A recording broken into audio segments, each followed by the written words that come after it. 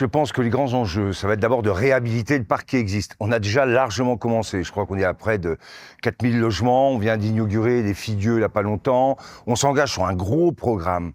Et ça, c'est très important sur les Glonniers. C'est de l'isolation extérieure, c'est moins de consommation énergétique, c'est moins de charges pour les locataires, c'est plus de pouvoir d'achat.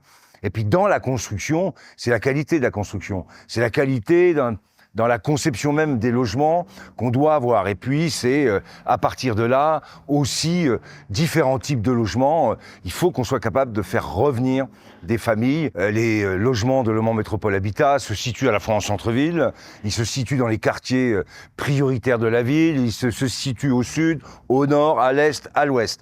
Donc partout, Le Mans Métropole Habitat est un acteur à la fois de la construction, de l'image qu'on va donner de la ville, qui doit rester, ça a toujours été aussi l'idée que je porte, une image inspirante partout où on doit être. Il doit y avoir quelque chose qui se ressent de la ville, de l'architecture. Et il va de soi que ce que nous faisons, puisqu'avec Le Mans Métropole Habitat, on le fait quand même d'une manière concertée, c'est des choix pensés, réfléchis, avec dedans une grande attention à la question architecturale.